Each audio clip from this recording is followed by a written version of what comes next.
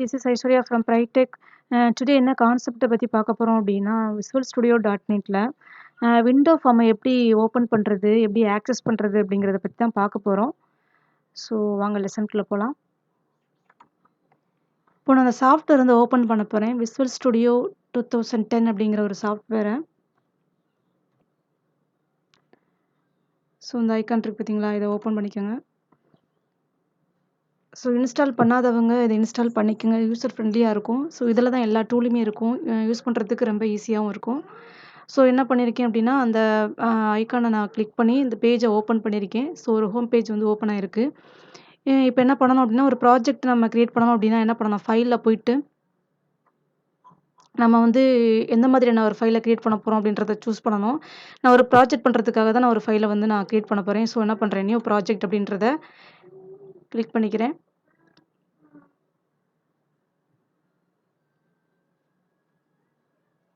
So project load ஆகுது. So இங்கே என்ன கொடுத்துருப்பாங்கன்னு பாருங்கள். இந்த சைட் வியூவில் வந்துட்டு நம்ம எந்த மாதிரியான ப்ராஜெக்ட் கிரியேட் பண்ண போகிறோம் அப்படிங்கிறத நம்ம டிசைட் பண்ணணும்.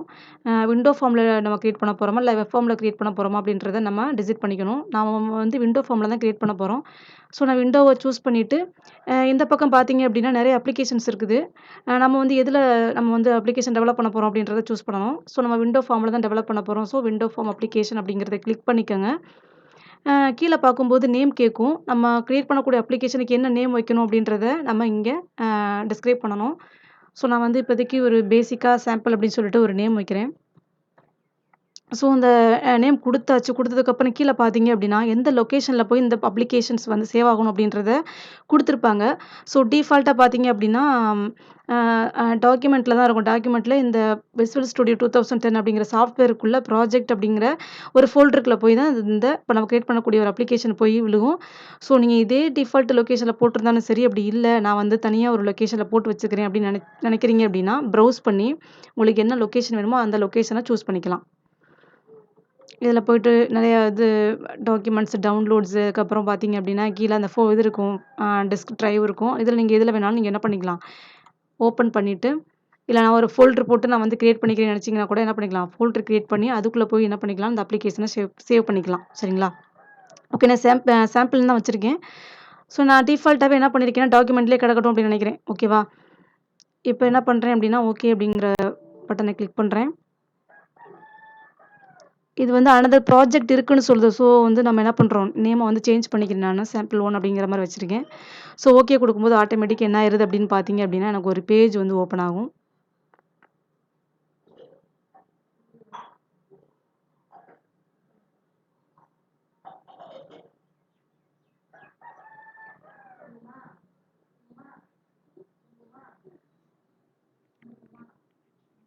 ஸோ லோட் ஆகிட்டு இருக்கு.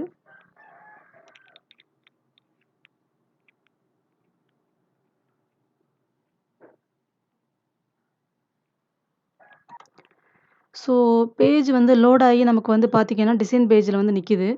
சரிங்களா? அந்த ஃபார்முக்கு பேர் தான் என்னென்னு சொல்லுவோம் அப்படின்னா ஃபார்ம்னு சொல்லுவோம். அதாவது இந்த இந்த முன்னாடி நிற்கிது பார்த்தீங்களா ஒரு பாக்ஸ் மாதிரி, இதுக்கு பேர் தான் ஃபார்ம்னு சொல்லுவோம். ஸோ இதில் தான் நம்ம என்ன பண்ணணும், டிசைன் பண்ணணும். நம்ம என்ன மாதிரியான கண்ட்ரோலை யூஸ் பண்ணி நம்ம டிசைன் பண்ண நினைக்கிறீங்களோ அதை வந்து இந்த பேஜுக்குள்ளே தான் நம்ம வந்து டிசைன் பண்ணணும். ஓகே. சைஸ் வந்து இவ்வளோ தான் இருக்குமான்னு கேட்டால் கண்டிப்பாக கிடையாது. நம்ம எவ்வளோ சைஸ் வேணாலும் நம்ம வந்து சேஞ்ச் பண்ணிக்கலாம். ஸோ நம்ம வந்து இதோட ப்ராப்பர்ட்டியே பார்க்கணும் அப்படின்னு நினச்சிங்கன்னா இந்த ஃபார்மை கிளிக் பண்ணிவிட்டு F4 அப்படின்ற ஒரு பட்டனை நீங்கள் கிளிக் பண்ணீங்க அப்படின்னா இந்த பக்கம் என்ன பார்த்தீங்கன்னா உங்களுக்கு வந்து ப்ராப்பர்ட்டிஸ் வந்து ஓப்பன் ஆகும். இதில் போயிட்டு என்ன பண்ணணும், கீழே பார்த்தீங்கன்னா சைஸ்ன்னு கொடுத்துருப்பாங்க. ஸோ சைஸை வந்து நம்ம சேஞ்ச் பண்ணிக்கலாம்.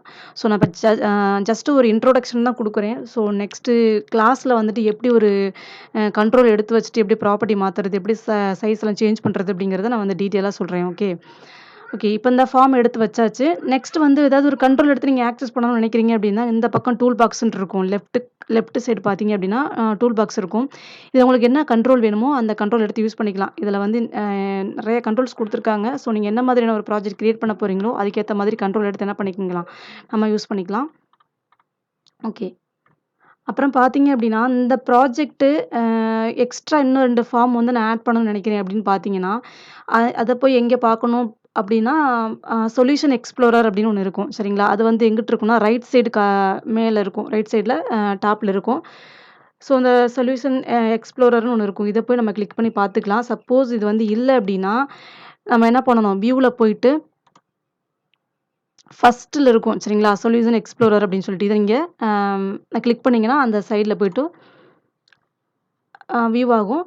ஓகே. இது நீங்க ஷார்ட்கட்டாவும் நம்ம என்ன பண்ணிக்கலாம், வியூ பண்ணிக்கலாம். இப்ப என்னன்னா, இப்ப சைட்ல வியூ ஆயிடுச்சு. இப்ப சாம்பிள் 1 அப்படின்றது நம்ம ப்ராஜெக்ட்டோட அப்ளிகேஷனோட நேமு. இப்ப எக்ஸ்ட்ரா இன்னொரு ஃபார்ம் வந்து நான் ஆட் பண்ணணும்னு நெனைக்கிறேன் அப்படிங்கிறப்ப, இத ரைட் கிளிக் பண்ணிட்டு பார்த்தீங்க அப்படின்னா, ஆடுன்னு இருக்கா, அதில போயிட்டு நியூ ஐட்டம் குடுத்தீங்க அப்படின்னா, ஆட்டோமேட்டிக் என்ன ஆயிடும், ஒரு டயலாக் பாக்ஸ் வந்து உங்களுக்கு ஓப்பன் ஆகும். இதில போயிட்டு என்ன பண்ணணும், நமக்கு விண்டோ ஃபார்ம் தான் ஆட் பண்ண போறோம். ஸோ என்ன பண்ணணும், இந்த விண்டோ ஃபார்ம கிளிக் பண்ணிட்டு, என்ன ஃபார்மோட நேமோ அந்த ஃபார்ம் நேம் குடுத்துட்டு ஆட் குடுத்தீங்க அப்படின்னா, ஆட்டோமேட்டிக் என்ன ஆயிரும் உங்களுக்கு ஆட் ஆயிரும். சரிங்களா? ஸோ இந்த மாதிரி தான் ஃபார்ம் வந்து ஆட் பண்றது. நம்மளுடைய அப்ளிகேஷன்ஸ் இந்த சைடு தான் இருக்கும். ஸோ நம்ம எந்த ஃபார்ம்ல என்ன ஒர்க் பண்ணிட்டு இருக்கோம் அப்படிங்கிறத நம்ம பார்த்துக்கலாம். சரிங்களா? ஓகே. நெக்ஸ்ட் எல்லா ப்ராசஸ் பண்ணி முடிச்சதுக்கப்புறம் நம்ம இந்த சேவ்ன்னு இருக்க இந்த பாக்ஸ் இத போய் நம்ம குடுத்து சேவ் பண்ணாலும் நம் ப்ராஜெக்ட் சேவ் ஆகும். இல்ல நான் வந்து ஃபைல்ல போயிட்டு இங்க போய் நான் சேவ் பண்ணிக்கிறேன்னு நெனச்சாலும் என்ன பண்ணிக்கலாம், இங்க வந்து சேவ் பண்ணிக்கலாம். சரிங்களா? ஸோ எல்லாம் சேவெல்லாம் பண்ணி முடிச்சதுக்கப்புறம் ப்ராஜெக்ட்ட ரன் பண்றதுக்கு இந்த கிரீன் கலர்ல ஐகான் இருக்கு பார்த்தீங்களா? இத கிளிக் பண்ணீங்கன்னா ஆட்டோமேட்டிக் என்ன ஆயிரும் ரன்னிங் கண்டிஷனுக்கு எடுத்துட்டு போகும் ப்ராஜெக்ட்ட.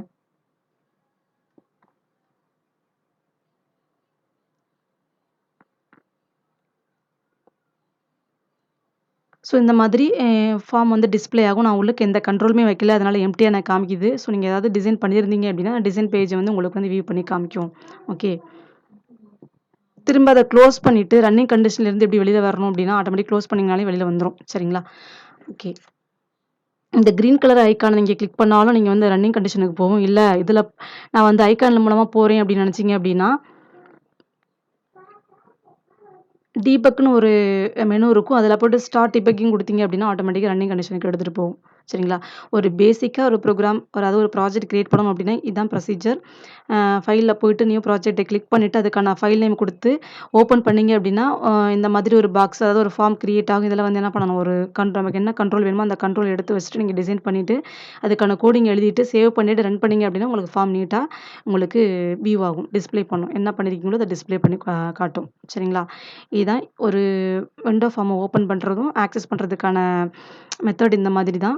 ஓகே. நெக்ஸ்ட் கிளாஸ்ல ஒவ்வொரு கண்ட்ரோலா எடுத்து யூஸ் பண்ணி எந்த மாரி ஒர்க் ஆகுது, அந்த கண்ட்ரோல் வச்சு என்னலாம் பண்ணலாம் அப்படிங்கிறத பத்தி ஒவ்வொரு கிளாஸ்ல அடுத்தடுத்த கிளாஸ்ல நம்ம வந்து இன்னும் கிளியரா பார்க்கலாம்.